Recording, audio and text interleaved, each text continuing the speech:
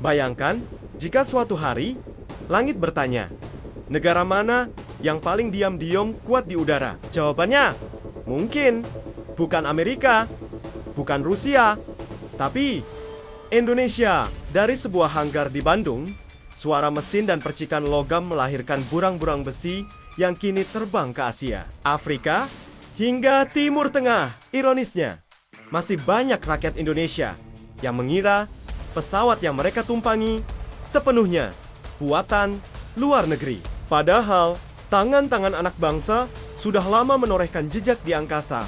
Dan bagaimana jika ternyata Indonesia secara senyap tengah membangun jet tempur generasi 4 plus yang kemampuannya tak kalah dari F-16. Inilah deretan pesawat buatan Indonesia.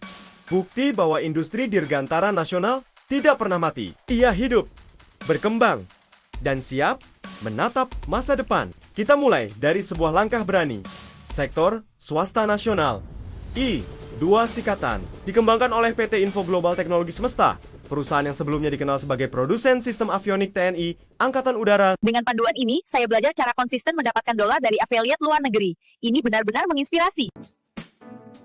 Aku spill caranya step by step di e-course ini. Klik link di deskripsi sekarang. Pesawat ini pertama kali diperkenalkan ke publik pada Indo Defense 2022.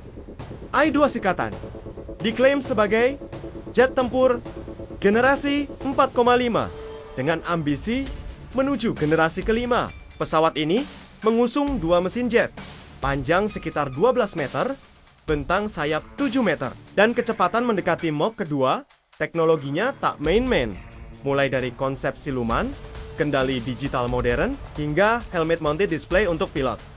Namun, di balik ambisi besar ini, I-2 Sikatan juga memicu kontroversi. Sejumlah pengamat militer Korea Selatan menilai desainnya terlalu mirip dengan KF-21 Boramai. Bahkan, mencurigai kebocoran teknologi di tengah polemik kontribusi Indonesia dalam proyek tersebut. Dari Tiongkok, tudingan serupa muncul karena kemiripannya dengan J-20 Mighty Dragon. Meski pihak pengembang menegaskan desainnya terinspirasi dari Subjas 39 Gripen, satu hal menjadi jelas. Dunia mulai melirik kemampuan Indonesia dalam merancang jet tempur sendiri. Berikutnya adalah KF-21 Boramai, proyek kolaborasi strategis antara Korea Aerospace Industries dan PT Dirgantara Indonesia yang dimulai sejak 2015. Jet tempur ini dirancang sebagai pesawat generasi 4 plus dengan kemampuan mendekati generasi kelima. Proyek ini menelan biaya sekitar 8,1 triliun won dengan Indonesia awalnya menanggung 20%. KF-21 mampu terbang hingga Mach 1,8, memiliki radius tempur sekitar 1000 km, serta mampu membawa rudal udara ke udara, jarak menengah, AMRAAM, dan rudal anti kapal Harpoon. Meski sempat tersendat akibat kendala pembayaran dan insiden dugaan pencurian data oleh salah satu teknisi Indonesia, proyek ini kembali berlanjut pada Maret tahun 2025. Setelah kesepakatan baru dicapai, Indonesia dijadwalkan menerima 48 unit KF-21 disertai transfer teknologi terbatas ke PT DI. Jet ini diproyeksikan menjadi tulang punggung kekuatan udara TNI Angkatan Udara di masa depan. Jika langit pertempuran diisi jet tempur, maka langit Nusantara di daerah terpencil dijaga oleh N219 Nurtanio. Pesawat karya murni anak bangsa ini dikembangkan oleh PT Dirgantara Indonesia dan melakukan penerbangan perdana pada ke-2017. Nama N219 mencerminkan konfigurasi dua mesin dengan kapasitas 19 penumpang. Pesawat ini memiliki jarak tempuh sekitar 800 km, kecepatan maksimum 350 km per jam, serta kemampuan lepas landas di landasan pendek hanya 600 meter. Dirancang khusus untuk rute perintis dan logistik antar pulau, N219 sangat sesuai dengan kondisi geografis Indonesia. Saat ini, pesawat ini telah mengantongi sertifikasi dari Kementerian Perhubungan dan tengah menunggu sertifikasi internasional untuk ekspor. Beberapa negara di Asia Tenggara dan Afrika bahkan telah menunjukkan ketertarikan. Di kelas pesawat angkut, nama CN-235 tak bisa dilewatkan. Produk kolaborasi legendaris antara PT.DI dan KASA sejak era 1980-an ini hadir dalam varian sipil dan militer. CN235 mampu mengangkut hingga 35 penumpang atau muatan 6 ton dengan jarak tempuh mencapai 4.300 km. Pesawat ini menjadi produk ekspor tersukses Indonesia dengan lebih dari 60 unit dikirim ke 15 negara termasuk Malaysia, Korea Selatan, Senegal, dan Uni Emirat Arab.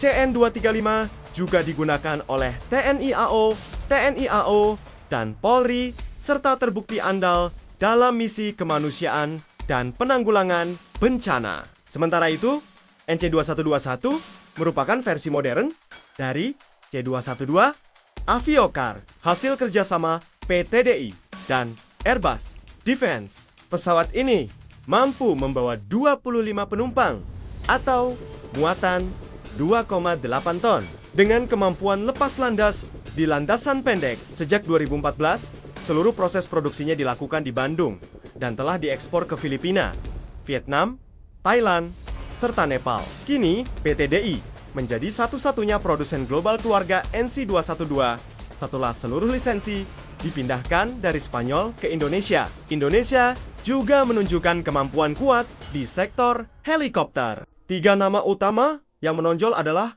Bell 412 FAS 565 MBE Panther dan A550 Phoenix. Bell 412 EPI yang diproduksi PT.DI bekerja sama dengan Bell Textron telah lama digunakan oleh TNI AD dan Polri.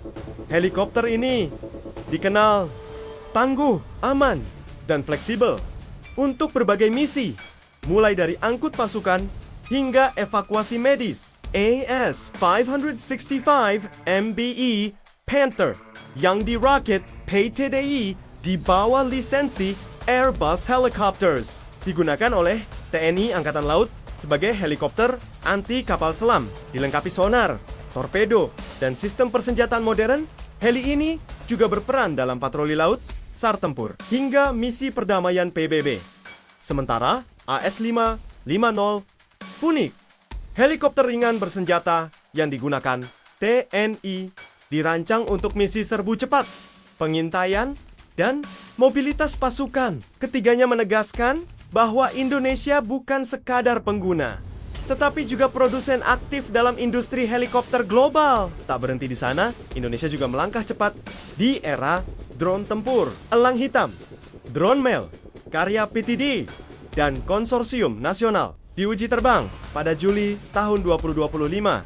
Drone ini mampu terbang hingga 24 jam di ketinggian sekitar 20.000 kaki dengan sistem modular untuk berbagai misi pengintaian dan maritim. Selain itu, hadir pula drone kamikaze maritim hasil pengembangan internal TNI AL, serta Rajata Loitering Munition buatan PT Dahana. Meski masih berstatus prototipe dan difokuskan untuk kebutuhan domestik, keberadaan sistem ini menunjukkan keseriusan Indonesia dalam membangun kemandirian teknologi pertahanan dari jet tempur, pesawat perintis, helikopter, hingga drone. Satu pesan menjadi jelas, Indonesia tidak sedang bermimpi, Indonesia sedang membangun. Dan mungkin tanpa banyak sorotan, langit masa depan Asia Tenggara perlahan mulai diwarnai oleh karya anak bangsa.